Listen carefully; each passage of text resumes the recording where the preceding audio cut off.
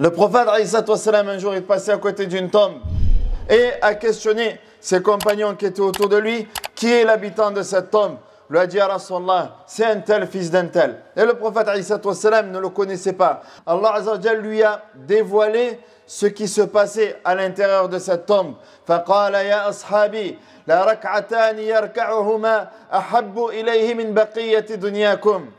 Mes compagnons, sachez que cet homme-là, 2 rak'at, si seulement il avait la possibilité de revenir sur terre et d'accomplir juste 2 rak'at, ça lui serait préférable à tout ce que vous possédez dans ce bas monde, ou alors à tout le contenu de la terre entière.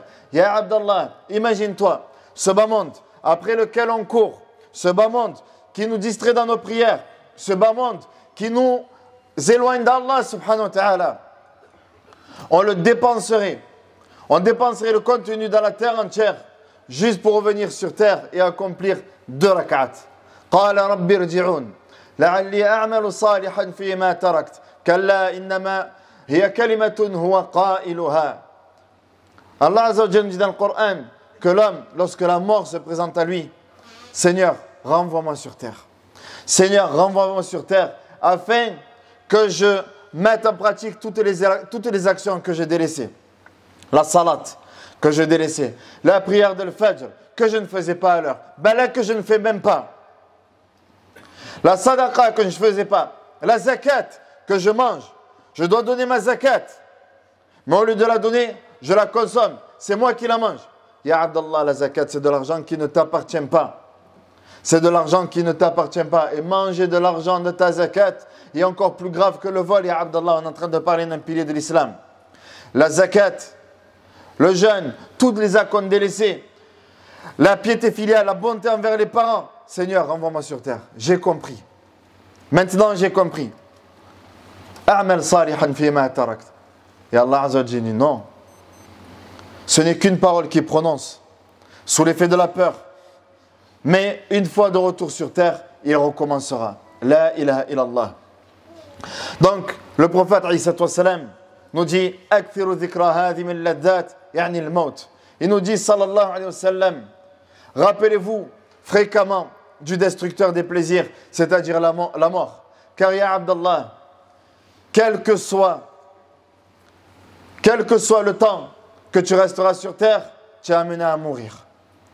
Peu importe, vis autant que tu veux, tu es amené à mourir. Jibril alayhi salam a dit au prophète Muhammad, Ya Muhammad, aish ma shi't, fa innaka mayyit. Vis comme tu le souhaites. Tu es amené à mourir. Et la mort est inévitable. Aujourd'hui, tu es sur terre, demain, tu seras sous terre. Ya Abdallah, imagine-toi les compagnons du prophète alayhi salam.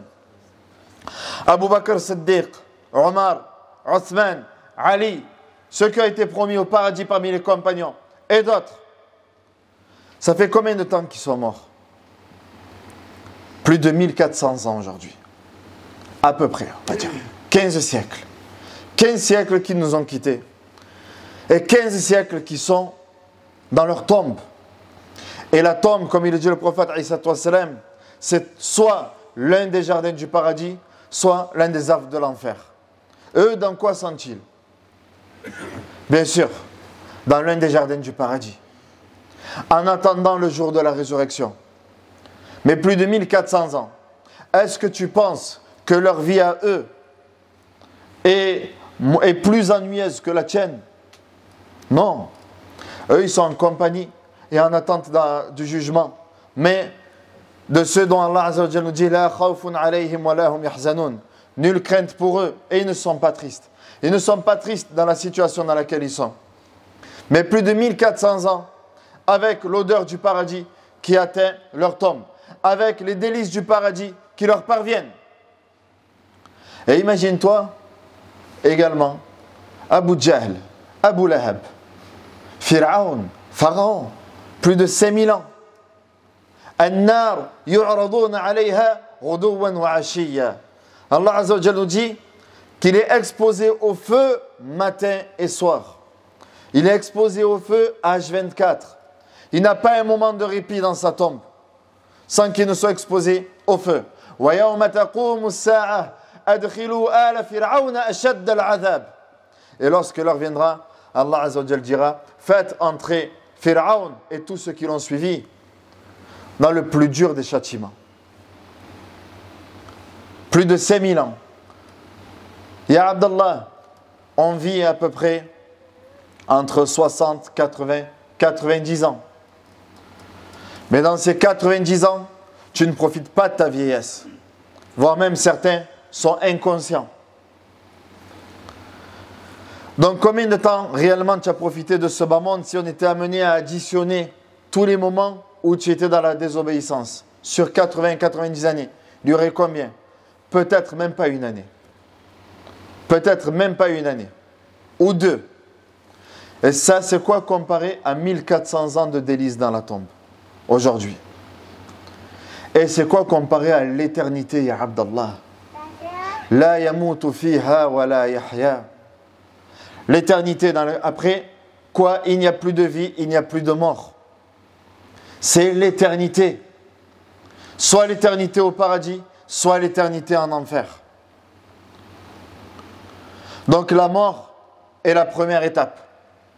Et pour réussir cette étape-là de la mort dans laquelle tu seras questionné, quel est ton Seigneur, qui est ta religion, et qui est ton Seigneur, quelle est ta religion et qui est ton prophète? Man rabbuk, ma dinuk, man nabiyyuk. Qui est ton Seigneur? Aujourd'hui, on répond notre Seigneur et Allah. Mais le munafiq, l'hypocrite, sera questionné également dans la tombe. On lui dira, qui est ton Seigneur? Et il dira, la adri. Innama qultu mithla ma qalahu an-nas. Je disais exactement ce que les autres disaient. Que mon Seigneur était Allah, mais il n'y avait pas de conviction derrière. On disait que le prophète Mohammed c'était notre prophète, mais est-ce qu'il y a une véritable conviction, ya ikhwa? Est-ce qu'on dit ashhadu anna Muhammadan abduhu wa rasuluh? Lorsqu'on dit que Mohammed est le messager d'Allah, est-ce qu'on le ressent vraiment dans notre cœur? Est-ce qu'on agit vraiment en conformité à la sunna du prophète alayhi salatu wassalam? Est-ce qu'on souhaite vraiment être ressuscité avec lui sallallahu alayhi wa sallam? Quelle est ta religion? Et que connais-tu de ta religion? Voire même si on t'interroge aujourd'hui, quels sont les actes annulatifs des ablutions? Juste que dis-moi les actes qui annulent les ablutions.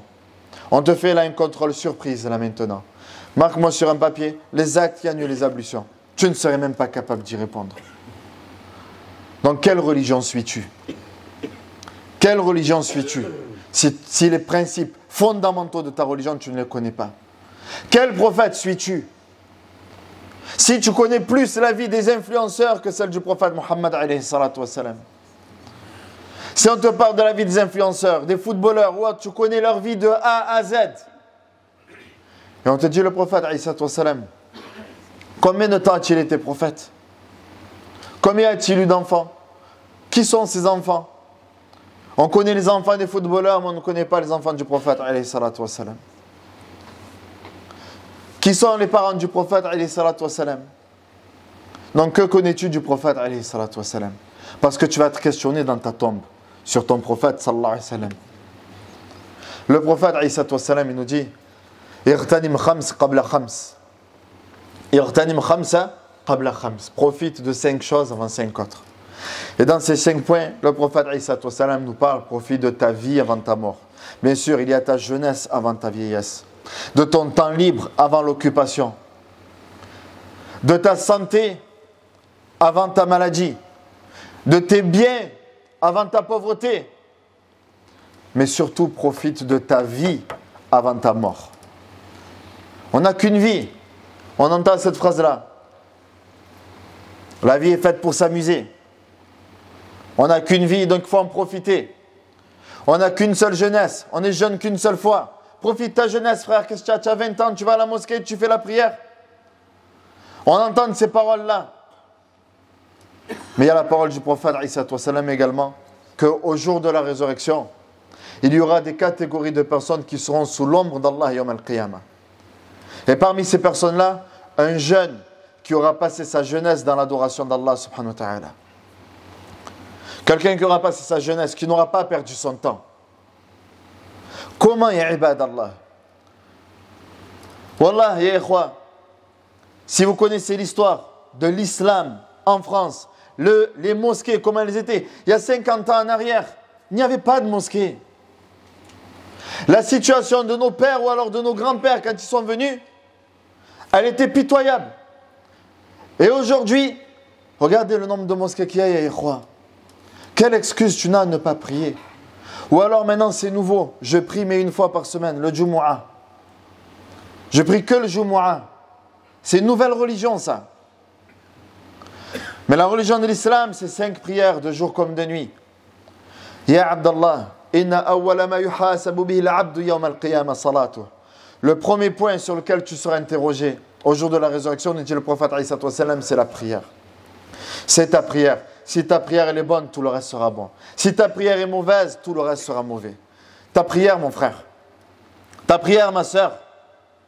Ne délaisse pas ton lien avec Allah subhanahu wa ta'ala. Car si tu délaisses ce lien-là, c'est toi-même qui seras délaissé.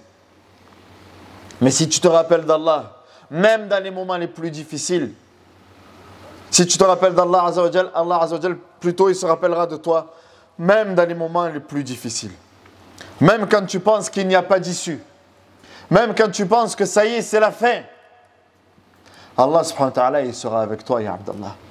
Il sera avec toi. Mais si toi tu délaisses Allah, Jalla wa ala, quand tu délaisses Allah, Allah il n'a pas besoin de toi. C'est toi qui as besoin de lui. Mais si tu délaisses toi ta relation avec Allah subhanahu wa ta'ala, فَلَا تَلُمَنَّ إِلَّا نَفْسَكَ. Ne t'en prends qu'à toi-même. بَادِرِ إِلَى التَّوْبَةِ.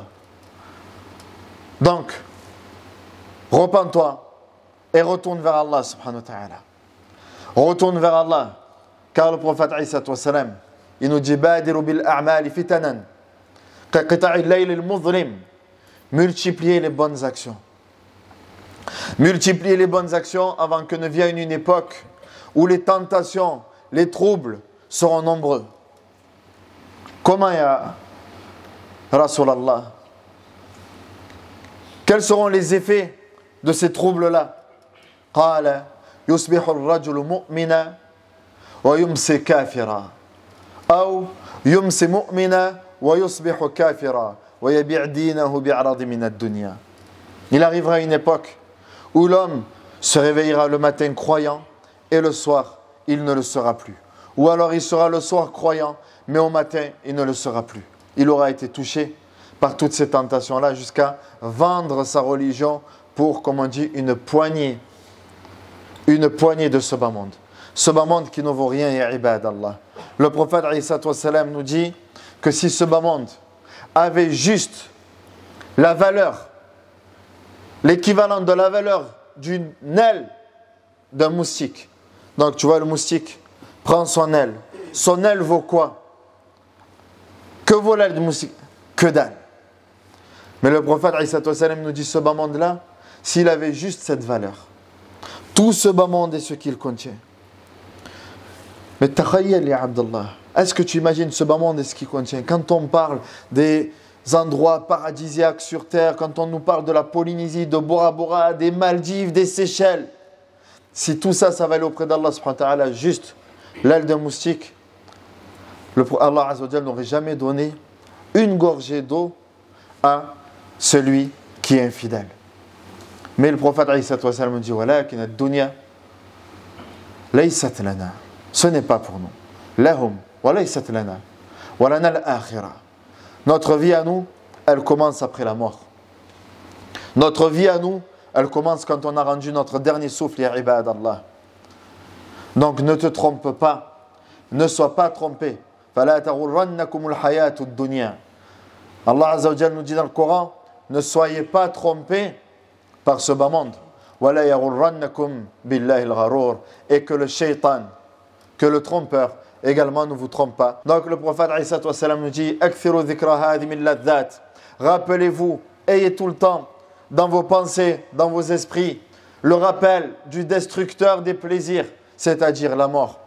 Car vous serez amené à mourir un jour. Saïd ibn Jubayr et d'autres parmi les salafs nous disaient لَوْ فَارَقَ ذِكْرُ الْمَوْتِ قُلُوبَنَا السَّاعَةِ. Si le rappel de la mort s'était écarté, ne serait-ce qu'une heure, un moment de nos cœurs, la fasadat qulubuna, nos cœurs auraient péri. Pour eux, il était inconcevable de ne pas se rappeler de la mort. Le prophète Isa lui-même disait, avant de prier, Salli salat al-muwaddi'. Prie comme si c'était ta dernière prière. Wa'dud nafsaka min al-mawta. Et considère-toi aujourd'hui parmi les morts. Considère-toi aujourd'hui parmi les morts. Waja'at sakratul mawti bil haqq. Dhalika ma kunta minhu tahid. Car lorsque la mort viendra, Allah Azza wa Jalla me dit dans le Coran, l'agonie de la mort fait apparaître la vérité. Dhalika ma kunta minhu tahid. Voilà ce dont tu fuyais. Voilà ce dont tu fuyais, c'est-à-dire la mort. Voilà ce dont tu fuyais, c'est-à-dire la mort. Qul innal mawta alladhi tafirruna minhu fa innahu mulaqikum. Dis, la mort que vous fuyez vous rattrapera. Thumma turadduna ila alimil ghaybi wash shahada. Et vous serez ramenés devant Allah subhanahu wa ta'ala, celui qui connaît le visible et l'invisible. Wa yunabbi'ukum bima kuntum ta'malun. Et il vous informera de ce que vous faisiez. Il vous demandera des comptes. Et ce jour-là, il n'y aura pas d'échappatoire. Ce jour-là, il n'y aura pas d'échappatoire. Tu ne pourras plus t'enfuir. Ça sera des comptes. Et je termine par cette parole de Ali ibn Abi Talib radiyallahu anhu, qui nous dit aujourd'hui, Amal bila hisab.